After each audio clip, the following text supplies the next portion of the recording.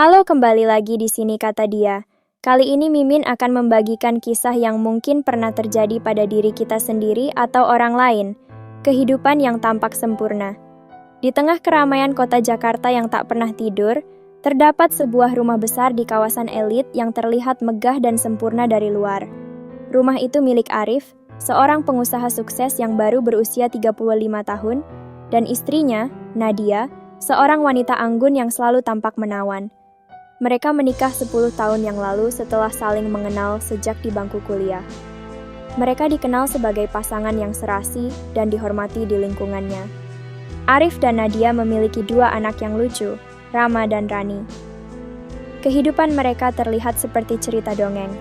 Arif dengan bisnisnya yang selalu sukses, dan Nadia yang mengurus rumah tangga dengan cermat. Mereka sering menghabiskan akhir pekan bersama di villa keluarga di Puncak, atau berlibur ke luar negeri saat liburan sekolah anak-anak. Namun, seperti pepatah mengatakan, tak ada yang benar-benar sempurna di dunia ini. Di balik senyuman manis Nadia dan karisma Arif yang menawan, ada sesuatu yang perlahan menggerogoti hubungan mereka. Ketika malam tiba dan anak-anak tertidur, Nadia seringkali merasa kesepian meski Arif ada di rumah. Arif selalu sibuk dengan pekerjaannya, seringkali pulang larut malam, dan ketika dia di rumah, pikirannya seolah-olah selalu ada di tempat lain.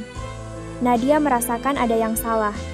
Dia pernah mencoba berbicara dengan Arif, menanyakan apakah ada sesuatu yang mengganggu pikirannya. Namun, Arif selalu menjawab dengan senyum lembut dan mengatakan bahwa dia hanya kelelahan karena pekerjaan. Nadia ingin percaya, tapi hatinya merasakan sesuatu yang tak dapat dia jelaskan. Seiring berjalannya waktu, keraguan dan kecurigaan semakin tumbuh di hatinya. Suatu hari, ketika Arif sedang mandi, Nadia tak sengaja melihat sebuah pesan di ponsel suaminya. Pesan itu datang dari seorang wanita bernama Maya. Pesan itu hanya sebuah ucapan selamat pagi yang sederhana, tetapi cara penyampaian yang intim membuat hati Nadia terasa sesak. Dia tidak ingin berpikir buruk, tetapi instingnya sebagai seorang istri mengatakan ada sesuatu yang lebih di balik pesan itu. Nadia tidak langsung menegur Arif. Dia memilih untuk menyelidiki lebih lanjut. Selama beberapa minggu berikutnya, Nadia mulai memperhatikan perilaku Arif. Dia seringkali pulang lebih larut dari biasanya, dan ada saat-saat di mana dia tampak gelisah ketika Nadia memegang ponselnya. Setiap kali Nadia mencoba bertanya, Arif selalu menghindar dengan alasan sibuk. Suatu malam, setelah anak-anak tertidur, Nadia duduk di ruang tamu sambil memandangi foto pernikahan mereka yang tergantung di dinding. Ada kebahagiaan yang terpancar dari foto itu, tapi sekarang kebahagiaan itu terasa seperti kenangan yang perlahan memudar. Nadia menangis dalam diam, merasa sendirian meski berada di samping suami yang dicintainya. Nadia akhirnya memutuskan untuk menghadapi Arif secara langsung. Pada suatu malam, ketika Arif pulang, Nadia menunggunya di ruang tamu. Wajahnya tegang, matanya memancarkan keteguhan yang selama ini tersembunyi di balik kelembutannya. "Arif, kita perlu bicara," kata Nadia dengan suara tenang, meski hatinya berdebar kencang. Arif mengerutkan kening, sedikit terkejut melihat ekspresi serius Nadia. "Ada apa, sayang?" "Aku ingin tahu siapa Maya," kata Nadia tanpa basa-basi. "Aku tahu ada sesuatu yang kamu sembunyikan dariku." Arif terdiam sejenak. Wajahnya berubah, dari keterkejutan menjadi cemas. Dia menarik napas dalam-dalam sebelum menjawab. "Nadia, ini bukan seperti yang kamu pikirkan. Maya hanya seorang teman kerja." "Teman kerja yang mengirimi kamu pesan selamat pagi setiap hari?" Nadia menantang. "Teman kerja yang membuatmu pulang terlambat hampir setiap malam?" Arif tak bisa lagi menyembunyikan kebenaran. Dia akhirnya mengakui bahwa dia telah menjalin hubungan dengan Maya, seorang karyawan baru di perusahaannya. Arif mengatakan bahwa hubungan itu dimulai ketika dia merasa tertekan oleh pekerjaan dan mulai mencari pelarian. Dia tidak pernah berniat untuk mengkhianati Nadia, tetapi situasi berkembang di luar kendalinya. Nadia merasa hatinya hancur. Dia tidak pernah menyangka bahwa Arif, yang selalu dia percayai, bisa melakukan hal seperti ini. Arif mencoba meminta maaf, mengatakan bahwa dia menyesal dan ingin memperbaiki semuanya. Tetapi Nadia merasa terlalu terluka untuk bisa memaafkan saat itu juga. Hari-hari berikutnya menjadi mimpi buruk bagi Nadia. Dia tidak tahu apa yang harus dilakukan. Hatinya terluka, tetapi dia juga menyadari bahwa dia masih mencintai Arif. Setiap kali dia melihat anak-anak mereka, dia merasa bertanggung jawab untuk menjaga keutuhan keluarga. Namun, bagaimana dia bisa melanjutkan pernikahan ini setelah pengkhianatan yang begitu menyakitkan? Nadia memilih untuk berpisah sementara dengan Arif. Dia butuh waktu untuk berpikir, untuk menenangkan hatinya yang bergejolak. Nadia membawa anak-anak ke rumah orang tuanya di Bandung, sementara Arif tetap tinggal di Jakarta. Mereka tetap berkomunikasi, tetapi tidak seperti sebelumnya. Arif berusaha meyakinkan Nadia bahwa dia akan berubah, bahwa dia bersedia melakukan apa saja untuk memperbaiki kesalahan yang telah dibuatnya.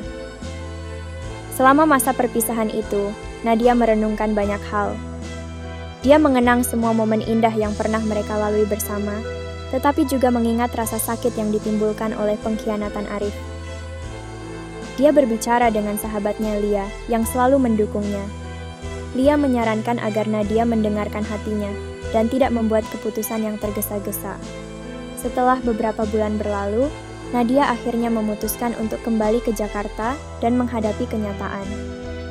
Dia tidak ingin hidup dalam bayang-bayang masa lalu, tetapi dia juga tahu bahwa tidak mudah untuk memaafkan dan melupakan. Nadia dan Arif mulai menjalani konseling pernikahan untuk membantu mereka berdua memahami apa yang sebenarnya terjadi dan bagaimana mereka bisa memperbaiki hubungan mereka. Dalam sesi-sesi konseling itu, Arif menyadari betapa dia telah mengabaikan perasaan Nadia selama ini. Dia selalu fokus pada pekerjaannya, berpikir bahwa memberikan kenyamanan materi sudah cukup untuk membahagiakan keluarganya. Namun, dia lupa bahwa Nadia butuh perhatian dan cinta yang tulus, bukan hanya materi. Arif bertekad untuk berubah dan menjadi suami serta ayah yang lebih baik. Nadia juga belajar untuk membuka hatinya kembali. Dia tidak ingin hidup dengan kebencian atau dendam. Meski sulit, dia mulai belajar untuk memaafkan Arif. Bukan hanya untuk kebaikan pernikahan mereka, tetapi juga untuk kedamaian hatinya sendiri. Mereka berdua sadar bahwa perjalanan ini tidak akan mudah, tetapi mereka bersedia berjuang bersama. Beberapa bulan kemudian, hubungan mereka mulai membaik. Arif benar-benar menunjukkan perubahan. Dia lebih memperhatikan Nadia, lebih sering meluangkan waktu bersama keluarga, dan yang terpenting, dia tidak lagi berhubungan dengan Maya.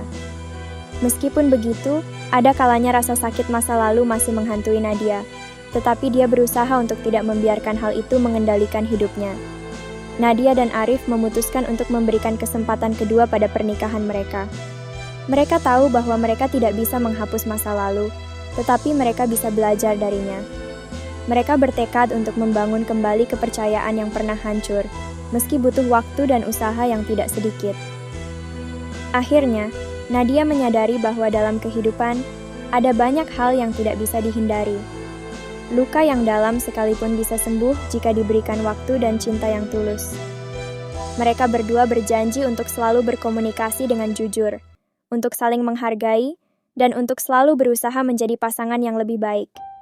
Arif dan Nadia tahu bahwa masa depan tidak pernah pasti, tetapi mereka juga tahu bahwa mereka tidak akan menyerah begitu saja. Dengan tekad yang kuat, mereka melangkah bersama menuju hari-hari yang baru, meninggalkan jejak kelam di balik tirai yang dulu pernah menutupi hati mereka.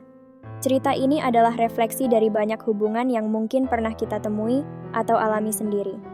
Memaafkan dan memperbaiki hubungan yang rusak memang tidak mudah, tetapi dengan usaha, kesabaran, dan cinta, semuanya mungkin untuk diperbaiki. Itulah kisah hari ini, semoga bisa bermanfaat dan menghibur kalian semua. Dari himpitan ekonomi yang makin sulit, terima kasih sudah berkunjung ke sini, jangan lupa untuk like dan subscribe-nya.